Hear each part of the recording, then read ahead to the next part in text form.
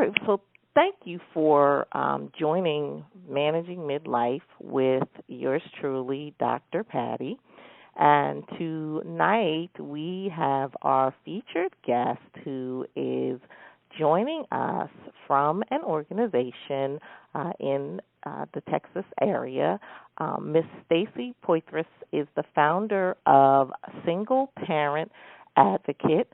And this month we are specifically recognizing and creating awareness and giving kudos to all the single parents out there. So March is Single Parent Awareness Month. So Stacie, I want to welcome you to our show. Yes, thank you very much. I'm excited to meet you and your audience. It's quite an honor. Absolutely, absolutely. So we're going to go right into the interview today. Why don't you share a little bit, share with our audience just a little bit about Single Parent Advocate and kind of the inspiration behind, launching and starting this now growing organization. Well, I had been a single mom for about 13 years, and single parents all out there can attest to the fact that there's a lot of ups and downs in that journey. And my son and I went through a period of time where I had faced unemployment. My employer folded, and I was let go and needed to try to find aid. And I could not really locate aid that was sufficient for us to make it until I could reenter the workforce. So some of the challenges that I faced really discouraged me and disturbed me. And I really decided that I wanted to take this season of my life and use myself as a test case, if you will. Yes. And try to create change not only for myself, right, but for families like mine. And so I prayerfully when you get something under your skin, it's really bothering you, you really needed to contribute to something, and that's how I felt. And one day it came to me, the name of this thing that I was burdened to create, and it was Single Parent Advocate. So I went downtown in my area, and I filed for a nonprofit corporation, and there the journey began.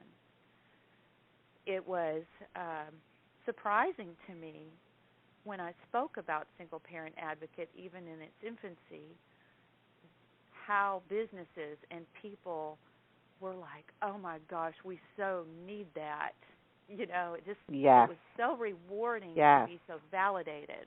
Yes. And so it was very well received, and, we've gone through iterations of websites and have had an ever-growing team of leaders and corporations come alongside of us, providing in-kind and financial support, as well as tons and tons and tons, Patty, of volunteer time. And so through all of this, I like to say I've turned my loss into love or my worry into work. Right. And I like to really, brave the storm, if you will, and say, look, even the things that we are really low about, that we don't like in our lives, are the things that good can come from. And so I'm very honored to have not only myself and my son now, but, everyone who is on the board and all the volunteers and affiliate organizations who are shoulder to shoulder with us, trying to create real change and real improvement for single parents, not only in Texas, but across the U.S. Absolutely, absolutely. And, just I can identify and attest to what you're saying because single parenting, sometimes when it's not by choice, there are some folks that choose to be single parents, and that's the path that they choose to go in. But then there are others who maybe that wasn't necessarily their choice, and so by default, whether through a broken home or through a death of a spouse or through by some other means. There's a lot of folks out here who have defaulted into being single parents. I was reading a story the other day, and just heart-wrenching about the young man out in Arizona who lost his wife after the birth of the quadruplets. And oh wow. And I read about that, and I was just, immediately could connect with, oh my goodness, you have 4 babies, not by any choice, but now you have 4 little lives that you're responsible for, and they're depending on you. And sometimes, when you become a single parent by default, number one, I know it's very, can be very intimidating, can be very scary.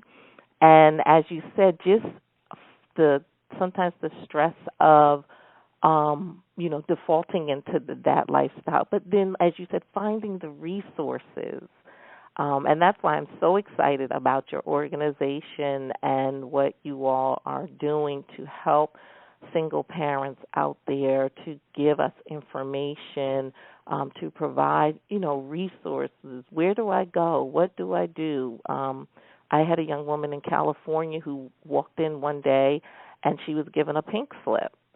And the first thing on her mind was, okay, how am I going to pay my rent? How am I going to feed my kids? I don't have health insurance. All of the things that you kind of stress and worry about, and then you sit and say, now where do I go? Right. Well, you hit the nail on the head, and I think that's exactly where I was, and I've learned over time, that I'm not alone in that, and I'm just like, everybody else can attest to. And the effects, of that place on our kids is, bubbling up in different reports as well, Yes. They're talking about behavioral disorders and, Yes. Serial quitting is a big buzzword, avoiding school, even so much as teen pregnancy and suicide, all being tied back to Yes. an ill-equipped single-parent home. And so I know that doing something in this area and not letting it remain, unsupported is the right thing to do. It's not the thing I planned on doing, but it's the right thing to do. And so I'm real excited about it, and so is our team.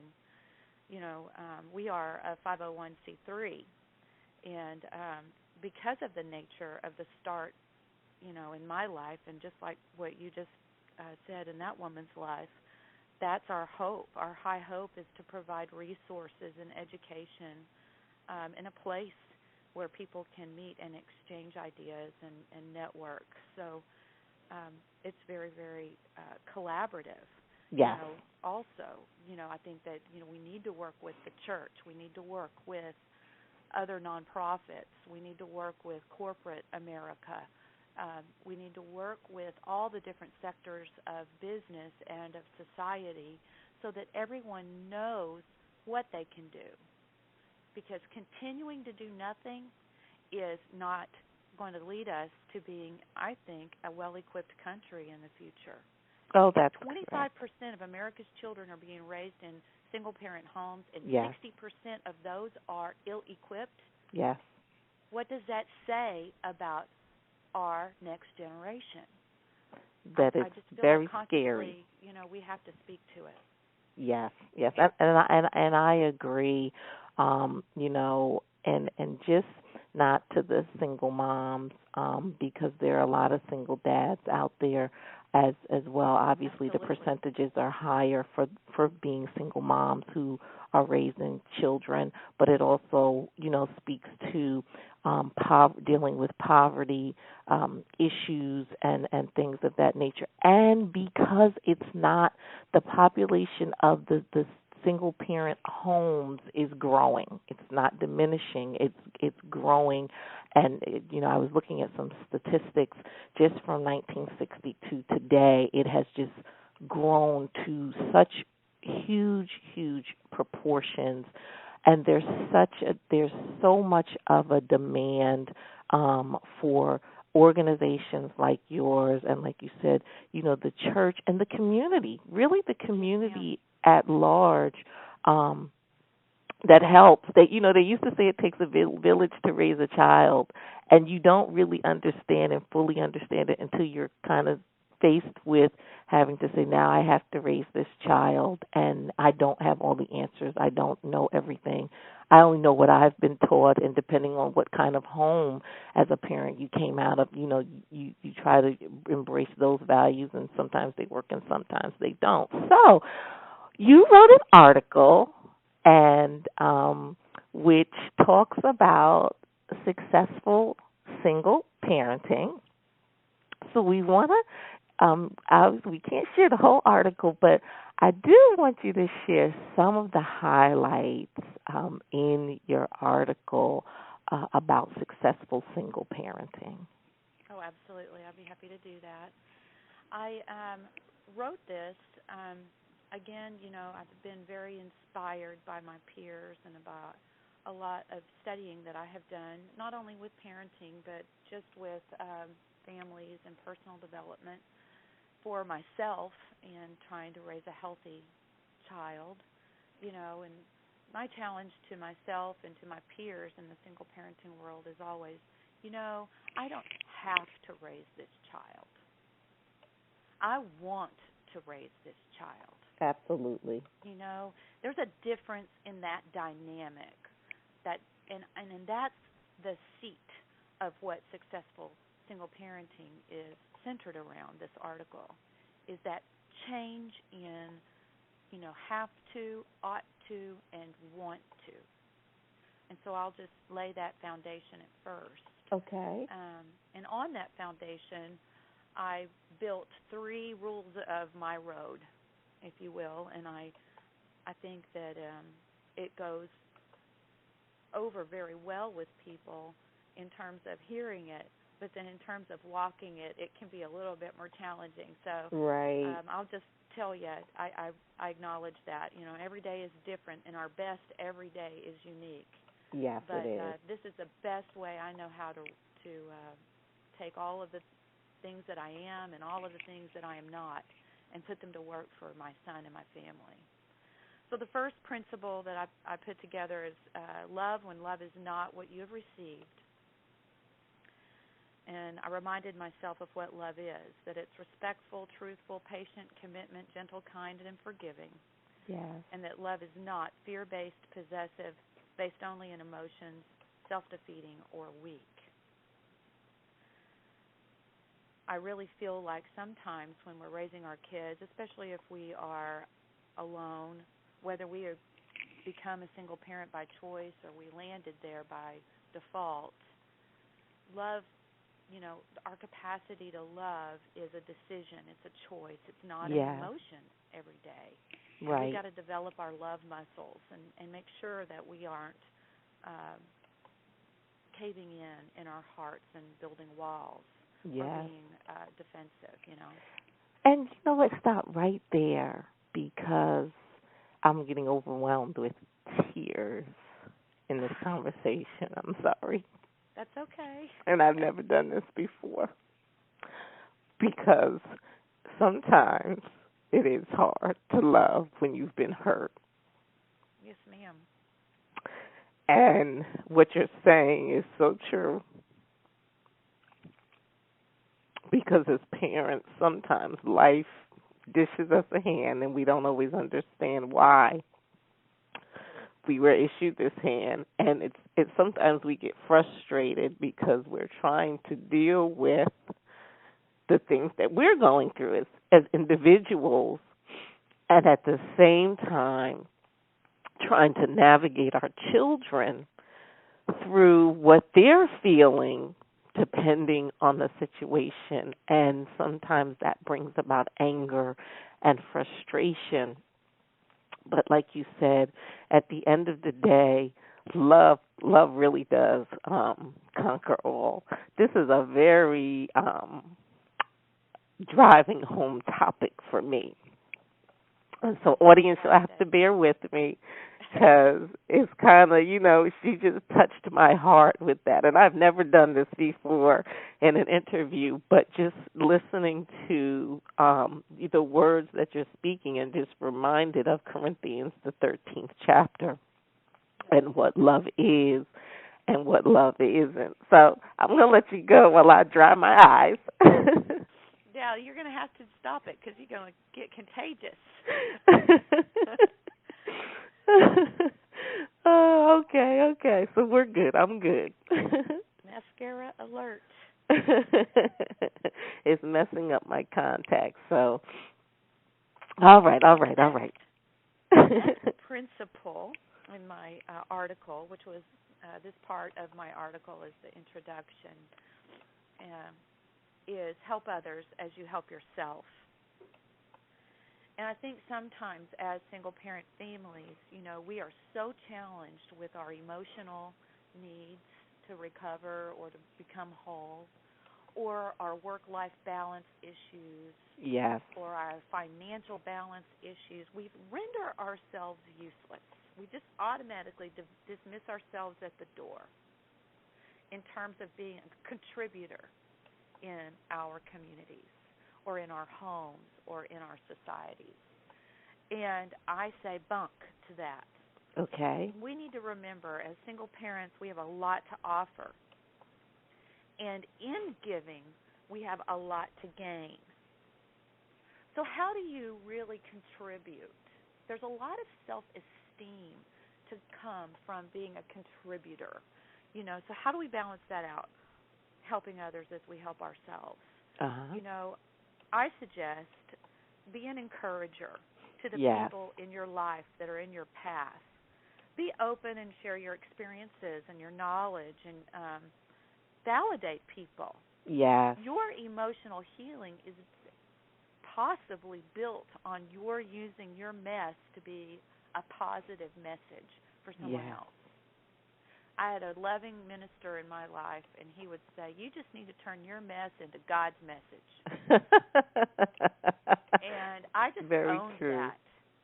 And, because I'm not perfect, and I don't Right. have, and I'm not what I think I should be. Right. But that's all right. God can use that, too, he would say. So there's that. And then, not only can we help the people in our lives, but we can help our communities and offer service. For me, as a single mom, I couldn't afford to go out and do the things that all my friends could do. I couldn't go out to eat every week and stay Yes. remotely close to a budget. I couldn't. Right. So I replaced my entertainment with service. Okay. And so I quit, I just become, and now it's a way of life. I spend all of my time serving others. I spill it out. I'm now no longer fulfilled unless I'm doing that. Right. And so it's turned from me being entertained. I'm not saying I don't ever go out and I don't do things that are important. Right. That's to me, correct. But I am saying that by and large, that was my way of contributing, and then in turn it blessed me by making me not have expenditures on entertainment that I otherwise would have. And I really recommend that. So, get up and give to your community and replace it. Every single time I couldn't go to an event or a social occasion, I'd go, okay, who are we going to go serve this weekend? Where are we going to Right. volunteer? And it worked for me. And a You lot know, of times that's it was at my church. yes. I would give at my church. Yeah, yeah. I was gonna say getting involved and being surrounded by people and I was thinking about that the other day. I was telling my daughter, I said, we need to go out and, maybe we should volunteer and spend some time doing other things outside of the house and giving of ourselves to other people um, and sharing. And so absolutely, wherever that may be, whether it's in your church or in your community or, some other means of being able to do that. And I think that helps.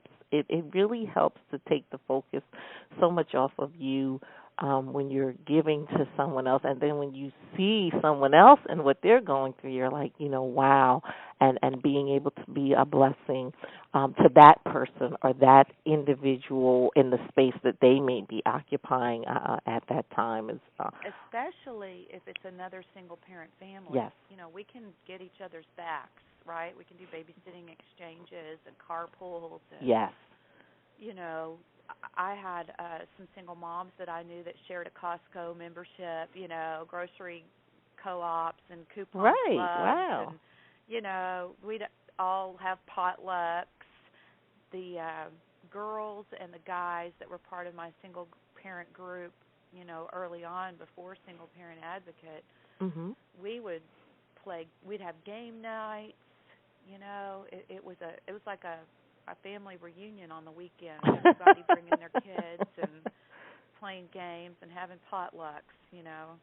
If the rule really is you get what you give, then give, right? Yes. And be a good friend. Yes. Be a good friend to the world around you, and this will help you and your kids more than anything else I've ever experienced from a practical perspective. So we have love when love is not what you have received, and help others as you help yourself. The third and final leg of my stool, it's my proverbial stool, is leave a positive and productive legacy for your kids. And here's where I really faced some personal growth. In our attitude, in our language, in our positivity, our energy, and in our know-how, we have the opportunity to be contagious. They always say a smile is contagious. Yes, it is. Right? So smile out there. Let's give a legacy of hope. Yeah. Our can-dos can be unquenchable. Absolutely. And every time we say we can do this, we can overcome, it fills the hearts and minds of our kids. Yes, it does. We can look at our homes not just as a home, or our life not just as a life. We can look at our home and our life as memory-making vehicles. Yes. We're building what our children are going to look back on. We're building on what we are going to look back on. And do we want to look back at a pool of anger and tears and defeatedness? I say no. No. I don't. No. We need to create a time and a place where it is a place of personal treasure. We need to have, an intentional effort toward contentment and positivity. And we need to share that with our kids. We need to share our experiences, our life lessons, our values, our principles, our hindsight. My son and I created a family motto, and it was based off of this song that we just love. Okay. Well, let me confess. If he were here, he would go, Mom, you love that song, and I let you. But it's called We Live, We Love. And it's, about overcoming and about giving love in the midst of loss. And so, we that's been our family song, We Live, We Love, and dance in the rain kind of a mentality. Yeah, and, just creating, healthy boundaries and having kindness and respect and faith and work ethic, definitely sharing in the chores, right? Yes, yeah. And all of those. One of the final tips I kind of put under that category of leaving a positive and productive legacy is one day write down your final wishes for your kids. Yes. Every single parent, and this is a big, big thing, needs to have a will. There's lots of places where you can get a will done for free. You need to have one, because if you don't have one, the state does have one for you. Yes, they right? do. But not only should you have that kind of thing in place, but bless your children with parting words. Whenever you feel so inspired, take the time and pull yourself aside and jot that down and put it in a place where someday, even if it's in the same folder as your will, let them have that, because that will pour over them your love when you're no longer there to do that. And it will pour back favorite memories and all these things that we are building. You know, we want to do things in our life and stop doing things in our life that create this story that we're going to leave in our final words for our kids. So for me, yep. you know, I don't do things in my home that I don't want to go on those final words papers. That's right. That's right. You're so on point with that. Becoming positive and perspective and overcome and persevere together in an area that's positive and productive with the things that we say and we don't say. Yes, because you're creating, you know, I always think of this time, as even reflecting back over my life, I always think about this time as with my children as, you know, I'm writing history. Every single day I'm creating that history that, you know, every adult looks back on their childhood and thinks about their childhood experiences. And, you know, one of the things that I tell people, my parents were of an older generation, post-World War II generation.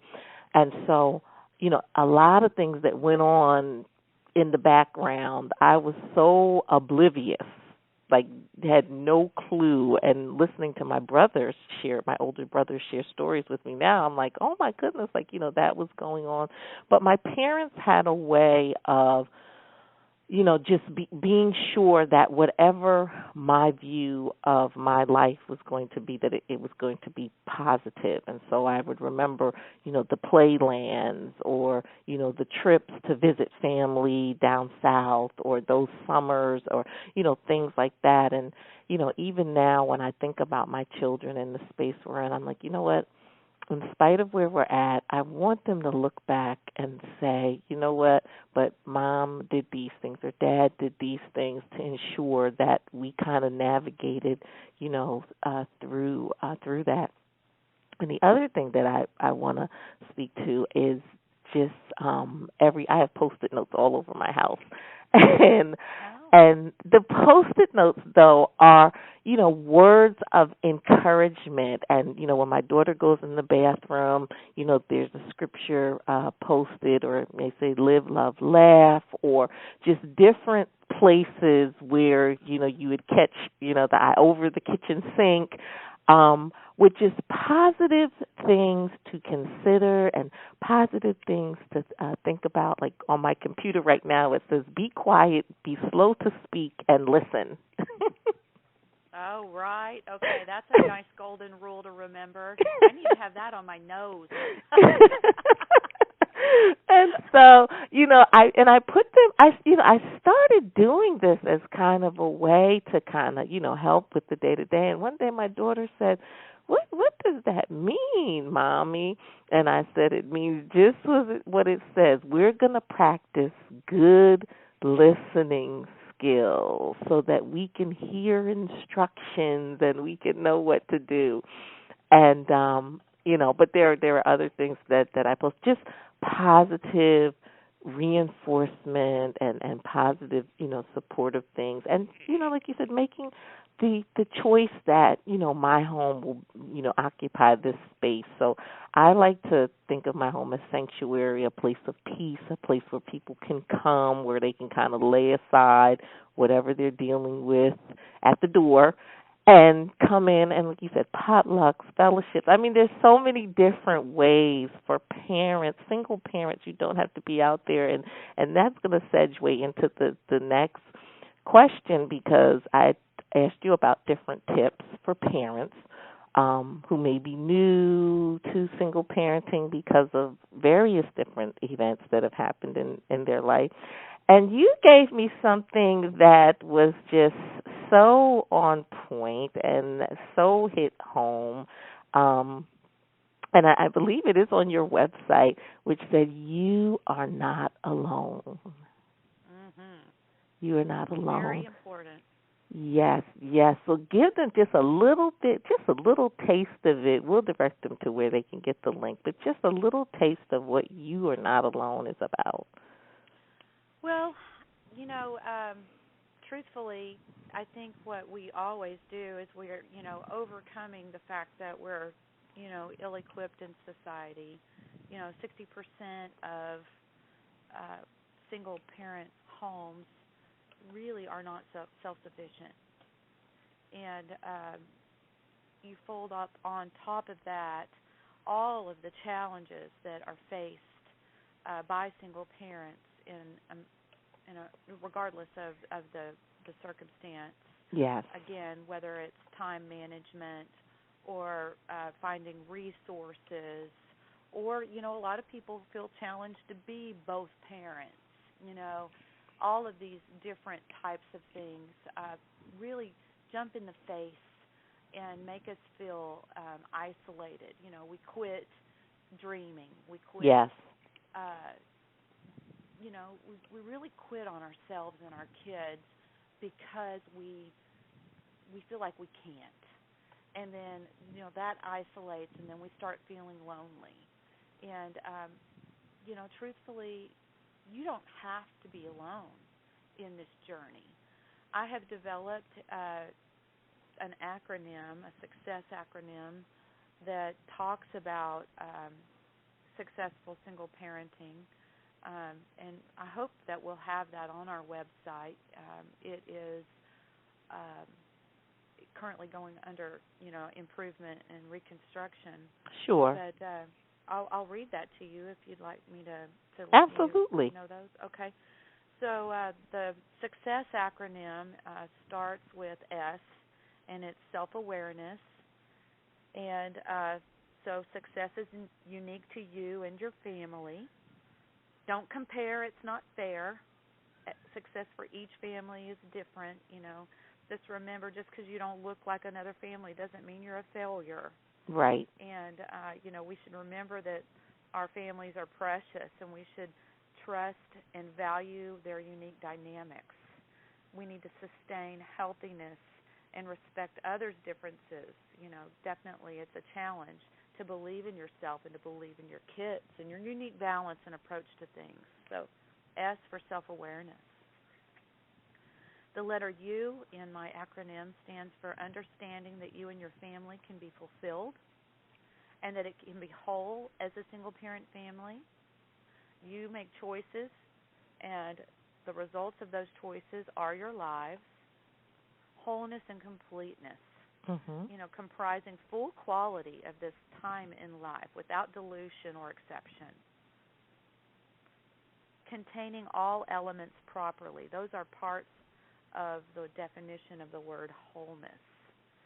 So, I think a lot of times we feel like we're missing parts, and we aren't content with ourselves. Right.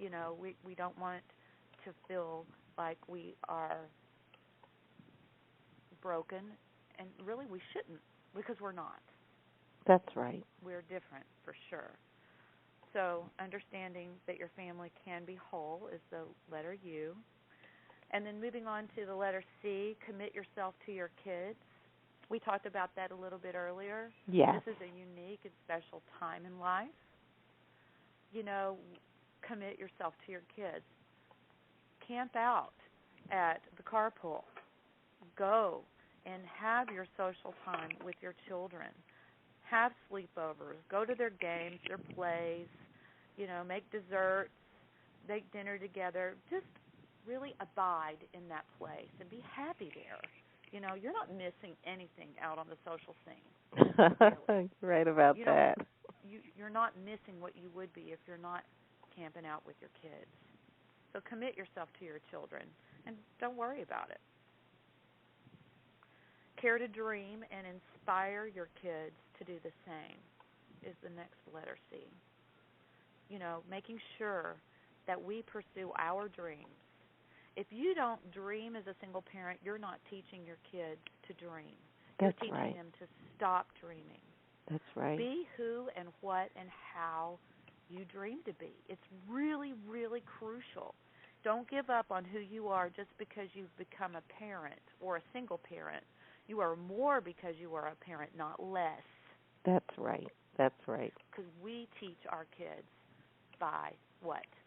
example. Example. You're gonna So run how out of. my son and I work that out Uh is huh. because we're both in the arts, that we would Okay. support his plays for one season, and then we would support mine for another season, and we would Right. rotate them, you know, Right. or things like that. You know, every family would work it out uniquely, but care to dream and inspire your kids to do the same and work it out. The letter E stands for educate yourself about resources for support. This is not a one-person job. That's right. Put your mind into it. I've written our hearts have been sliced, not our heads. That's right. You know, we are not helpless. Create the babysitting networks. Go to Sunday school. Create a social outing club that's family friendly. Yes. Speak up Yes. and, you know, talk about I need a flexible job solution with your employer and make sure you're bringing all to bear that you can there. And boldly pursue your options. And don't do so apologetically or feeling like this is wrong. I say if you're not working your resources, you're not working and you're not being responsible. You have to work both ends against the middle. The fact of the matter, again, I'll say it is 60% of single head of households with two kids are not self-sufficient. So every time you work a resource or find a resource or step up and say, I need help, you're redirecting your existing resources to another area of your financial or your time budget, and it is important. Use your resources. Get financial assistance. Whatever you're Absolutely. looking for. Don't feel like Absolutely. you are being irresponsible by asking for help. The truth is, you're being more responsible than those who are not speaking up. That's correct. Wow. The We're running out of second to time, last S sweetie. in the acronym Yes. is speak spiritual wholeness. You want to have body, mind, and spirit healthy. So go to church, get your exercise, and have Yes. mental empowerment exercises. I absolutely love your sticky note idea. I Yep. feel like you need to eat that stuff up. If it's Joel Osteen, Zig Ziglar, Yep. Oprah, Yep. you know, suck it in, put it on the tape player as you're driving along. Yep. Yep. There's a scripture, I'm a Christian, you know, pray as you go. Yep. Get this stuff in you. Garbage in, garbage out, Garbage right? out. So we don't That's want right. garbage going in. We've got to have encouragement. We've got to have parenting know-how spilled into us. I call it powering up. You've got to power up so that you can pour it out into your kids' lives. You are no good to anyone if you don't take care of yourself, and this includes exercise. I don't care if you just take a 15-minute walk around the block. Right. Do it. Yep. Eat healthy. Yep. And you know what? That in and of itself, you know, when we talk about exercise, I always think about, you know, what did we do when we were kids? So my daughter and I, we go bike riding together. I went and found a old beach bike on Craigslist for $25, and, you know, once or twice a week we'll go around to the lake and we'll ride bikes, and it helps me get my exercise in, and it also helps to create an activity that her and I can do together. So, you know, very, very important, very important. Very good multitasking mama. You know, Yep. anytime you can get exercise and have quality time at the same time, or you can serve the community and have quality time, you know, double dip on as much as possible. Yep. And, which can be challenging to some parents that are out there, you know, thinking. But I remember what one of my good friends told me when I first became a single parent, and I was like, you know, I didn't want to be a single parent, and how am I going to do this? And she said, with God's help, you will learn, you will be fine. She's like, each day, you know, she's like, you'll get the help, you'll get the resources, and she was like, you know, you'll see, you will live through this, is what she told me. And each day, as I've taken that and follow just what you're saying here and seeking out the resources, asking the questions. Don't be ashamed to ask for help. It's nothing to be ashamed about. And just, you know, I know I've looked for other single parents and just seeking ways to find that support, or the babysitter exchange, and so many different ways that you as single parents can navigate through this very critical time in your life and in the lives of your children. And finally, we got to wrap up because we're out of time. How can our audience get more information about Single Parent Advocate? If you could just give us your website and your Facebook and your Twitter handle. Yep. We're at singleparentadvocate.org. We are Single Parent Advocate on Facebook, and on Twitter we are Single Parent ADV. And you can engage with us in all those different places. And, just really surround yourself with strong resources and strong, positive people. And one of those things is, just clinging to each other, just like you said, Dr. Patty. It's all about being there for each other. And I just thank you for your time, and I hope that everybody will jump on board and engage with us on social media, and together we can lock arms and do this thing better. Absolutely, absolutely. Well, I want to thank you for joining us today